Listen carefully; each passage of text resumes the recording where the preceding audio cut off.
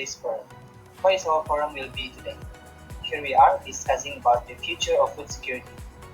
Good day everyone, I am Enrique Iglesias Binigu, your moderator for today. This team have chosen Zero Hunger as our main topic and we will discuss about the future of food security integrated in science. First and foremost, what exactly is Zero Hunger? Well, based on the definition given by the United Nations, zero hunger is second of the United Nations Sustainable Development Goals (SDGs) and is defined as the objective to ensure that everyone has access to sufficient, safe, and nutritious food to meet their dietary needs and preferences, and that all people have the ability to acquire the food they need without compromising their economic, social, and environmental well-being. Food security is one of the main concerns whenever the topic of zero hunger is being discussed. Food security also defined by the measure of someone's ability to access food that is nutritious, sufficient in quantity and affordable. In today's forum, the panelists will be discussing their viewpoint on the future of food security in Malaysia and how each of their own fields are affecting or are affected by food security. We will listen to how not only our economy is being impacted due of food security or rather the lack of. Not only that, the panelists will also discuss their hopes and dreams for the future of food security in our beloved country. Before we proceed any further, let me introduce to you our panelists for today's forum.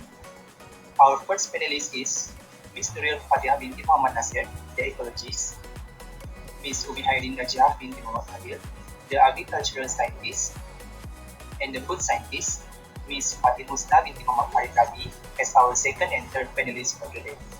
Not only that, Ms. Hadina binti Madila as an economist. Welcome to the forum. Uh, Now, to start off this forum, I would like to ask all the panelists to answer these questions. Based on your own fields, how do you think your fields affects food security? As our first presenter, Ms. Nurils, the floor is all yours. Thank you to our moderator, Sir Enric.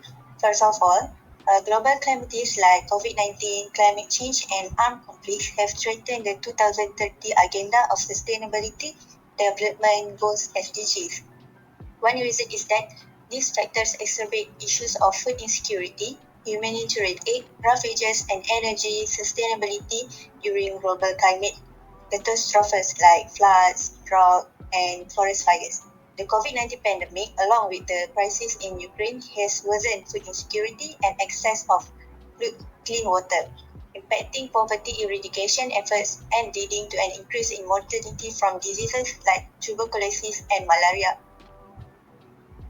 Besides that, global warming can lead to an increase in pests and diseases affecting crops. This is because rising temperature can create more favorable conditions for pests to thrive, resulting in crop damage and yield losses, ultimately impacting in food security.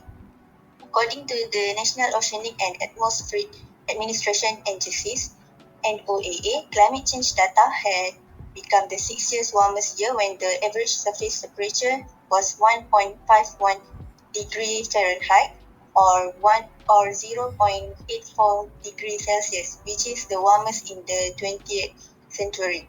In addition, temperature surge may affect rainfall and the supply of water for irrigation in many areas and countries in the world.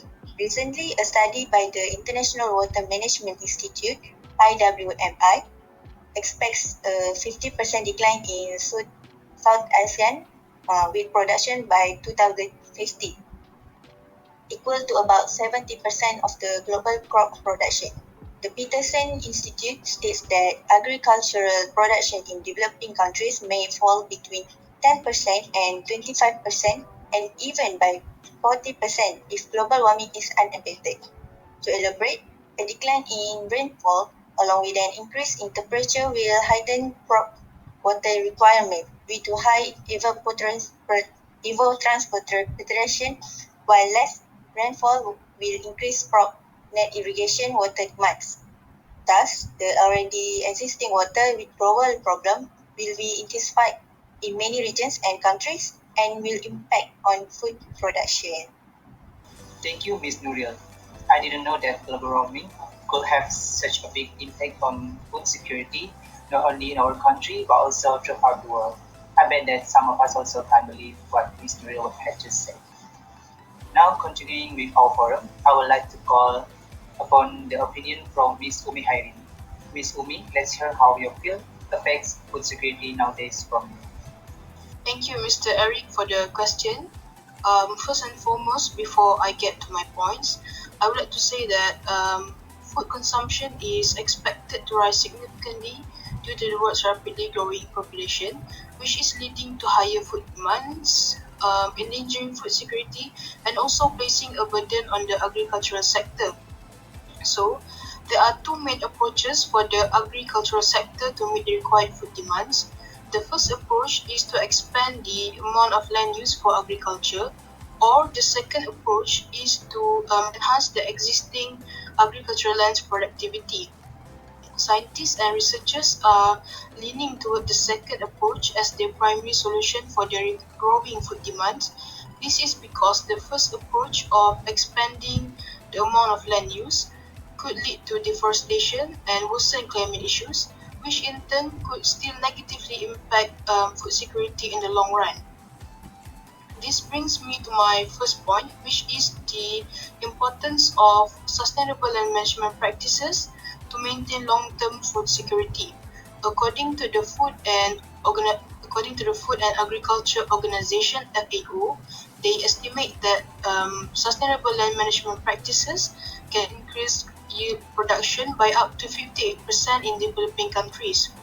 This is based on a synthesis of empirical evidence on the yield impacts of improved cropland management options like cover crops, crop rotation, and integrated nutrient management that can help maintain and improve the productivity of arable land. For example, a study conducted in Ghana found that smallholder farmers practicing sustainable land management techniques experience increased technical efficiency and environmental sustainability compared to conventional farming methods. By implementing sustainable land management practices, Ghana has demonstrated a commitment to enhancing agricultural productivity, ensuring food security, and promoting environmental sustainability. Now, in addition to sustainable land management, I think the agricultural sector must also focus on modernization to boost productivity and efficiency. According to the Food and Agriculture Organization (FAO) again, the modernization involved the adoption of precision agriculture technologies like GPS-guided tractors, drones, and sensors to optimize inputs such as water and fertilizers. This technology enhances productivity and efficiency by enabling farmers to apply resources precisely where and when they are needed to reduce resource of wastage. Another aspect of agricultural modernization is the development and adoption of genetically modified crops. These crops are engineered to possess traits like pest resistance, drought tolerance, and increased yields. Genetically modified crops have the potential to significantly boost productivity and ensure food security, especially in challenging environments, by providing crops with enhanced characteristics that traditional breeding methods cannot achieve. In summary, by combining sustainable land management practices with agricultural modernization, I think we can enhance food security, increase productivity, and also promote environmental sustainability in the agricultural sector, specifically in Malaysia. That's all from me. Thank you, and back to you, Mr. Eric. Huge thank you to Ms. Umi for your opinion. Love to hear that from you. Now we have heard from of our panelists. It is time to lend our ear to our third panelist, Ms. Fatin. Right, Ms. Fatin, as the food scientist, how your field affects the food security in the country. Thank you, Mr. Eric. Assalamualaikum and good. evening. I bid to all panelists and audience. First of all, thank you for inviting me to this forum discussion entitled The Future of Food Security Integrated Insights. My name is Fatin Nusra binti Muhammad Ravi. I am a food scientist, and to be honest, I spend most of my time in laboratories and offices. The first panelists have discussed about the relationship between food security and environmental temperature surge, while the second panelists have discussed about the relationship between food security and arable agricultural land. Now, as the third panelist, I will be focusing on the relationship between food security and fertilizers. Okay, before we dive deep into the main aspect, which is what is the relationship between food security and fertilizers, I am going to spell out what fertilizers are first in my first point. There are two types of fertilizers, organic and inorganic fertilizers. Organic fertilizers are made up of enhanced organic matter, while inorganic fertilizers are made up of manufactured chemicals. According to the International Journal for Research in Applied Science and Engineering Technology, organic fertilizers take a longer time to be absorbed by plants compared to inorganic fertilizers. Why does this happen? This is because organic materials are derived from living things, while inorganic materials are synthesized artificially. Now, back to my main aspect that I am going to point out today. What is the relationship between food security and fertilizers? Just like Ms. Nuril said just now, global warming can lead to an increase in pests and diseases affecting crops. Right, Ms. Nuril? Yes, you're correct, Ms. Fatin. Hence, inorganic fertilizers can help solve problems and diseases that affect crop productivity. Looking at the second point, inorganic fertilizers enhance crop productivity. This point is also according to the International Journal for Research in Applied Science and Engineering Technology. Most of the time when there is fertilizer deficiency, inorganic fertilizer will come to the rescue to enhance crop production. As I said just now, organic fertilizers will not be used as they will take more time to be absorbed by plants. Hence, inorganic fertilizers are the best choice. The inorganic fertilizer that will be used is nitrogen fertilizer. From its name, we know that this fertilizer contains nitrogen. Nitrogen plays a very important role during crop growth, which is a part of amino acids in plant. Not only that, but this nitrogen fertilizer can also improve agricultural products. For example, in Ethiopia, wheat varieties in C-high produce high yields due to using nitrogen as a fertilizer. And also in our country itself, Malaysia, use nitrogen fertilizer when facing potassium, phosphorus, sulfur, and boron deficiency to enhance crop productivity. That is all from me regarding the relationship between food security and fertilizers. Thank you, Ms. Fatin, for the explanation. It does make sense that the usage of fertilizers can affect the volume of crop yielded from a harvest season, but I surely didn't know that our Malaysian soil lacks such key elements that are important for the growth of crops. Now, welcoming our final panelist of this round, Ms. Hadina. For your information, Ms. Hadina is a remote economist in our country. It is a pleasure to have her as one of our panelists today. Right, Ms. Hadina, what is your opinion about how your perspective feels affecting the food security nowadays? I bet everyone also wants to hear it from you. Thank you, Mr. Eric, for the question. Good evening, Ivy, to all of you. First, let me introduce myself. I am Professor Nur Hadina binti Madina from Institute of Food Technology and Manufacturing, Doha.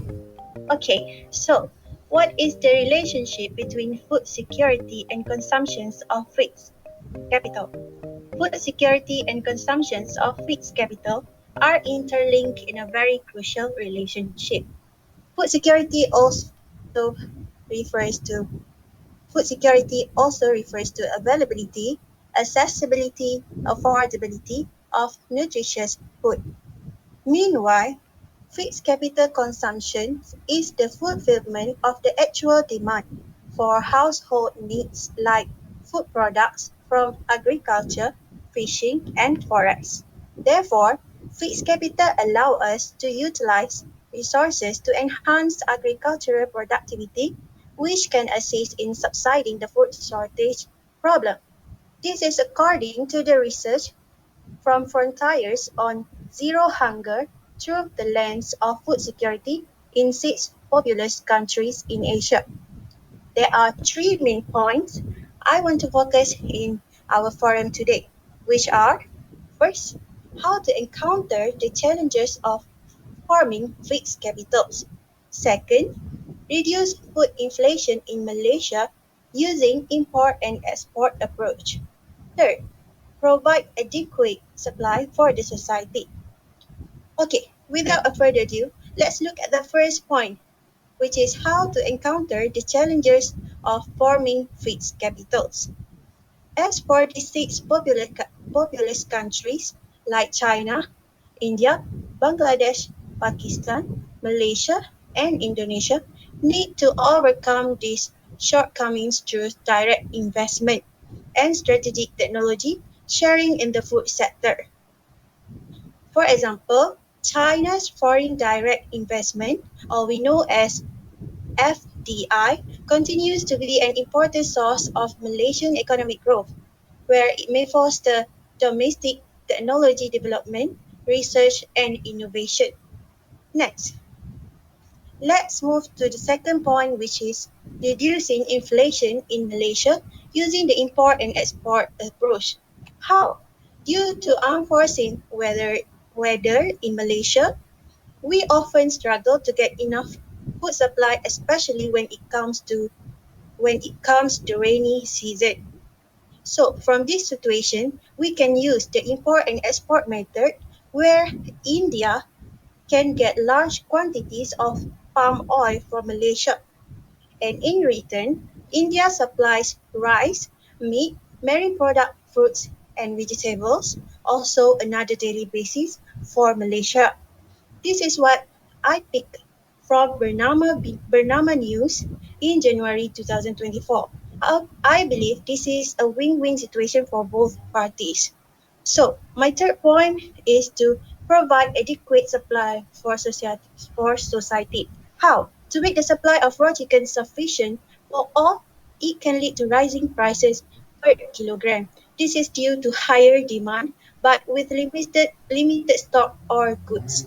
This is a solution to prevent the unreasonable price increases becoming more serious by replacing other sources of protein like we can eat another source of protein like meat, seafood, egg, and others. Last but not least, the government also provides subsidies for cooking oil, rice, and petroleum to help the society with their basic needs, and at the same time can maintain the country's economy. So, what do you guys think? I guess that is all from me. Thank you. Thank you, Ms. Hadina, for your great explanation just now. Food prices do seem to increase a lot, especially post-pandemically, and it seems out of control at this point. Again, thank you, Ms. Hadina, for the lovely explanation from the economic side of our forum. With that, the first round of this forum has been concluded successfully. Now, without wasting our time, let's moving on to the second and final round of this forum. This will be an open discussion where the panelists may choose to answer or not. The question for this round will be: what are your hopes concerning food security and zero hunger as a whole in Malaysia in the near future? Thank you, Mr. Eric, for that wonderful question. In my opinion, I'm hoping for food security and zero hunger in Malaysia to be more secure in the future. We, as one community in Malaysia, need to be very concerned about reducing food waste and food loss because it is one of the reasons we could face hunger in the future. That is all from me.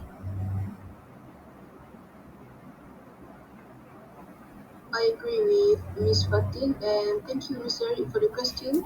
I would like to add that as an agricultural scientist, I hope Malaysia will achieve food security and zero hunger in the near future based on sustainable agricultural practices, technological advancement, and collaborative partnerships. I also think that we should embrace the modern technologies such as what I mentioned earlier, like precision farming and genetically modified crops, and also to invest in research and development so that we can work towards a future where food security and production is ensured and sustainable agriculture practices could be achieved in Malaysia, and in a whole, food security would be ensured in Malaysia. For me, I hope in the coming year, the world could end hunger and ensure food access to all the people, in particular the poor and people in vulnerable situation, including insects, for having a safe, nutritious, and sufficient food all year around. That's it. Thank you, Ms. Fatim, Ms. Humi, and Ms. Nuril for the great explanation of the question just now. What a great knowledge to know this day. With that, we have ended this forum with the rounds of the questions. Thank you to our intelligent panelists and their great explanation regarding to the forum topic today. Before I end this forum, let me do a quick recap to summarize what we have discussed today. In the first round of this forum, we have heard many opinions coming from the different backgrounds on how food security is impacting or impacted by different fields such as global warming that impacting on food security in many countries, as Ms. Nuril said just now, and the increasing of food prices due to the post-pandemically, as our economist explanation just now. Not only that, on our open table discussion of the forum, we have listened to some of the panelists' hopes regarding the future of food security in Malaysia. With that, I would like to conclude this forum with thank you. Thank you, everyone.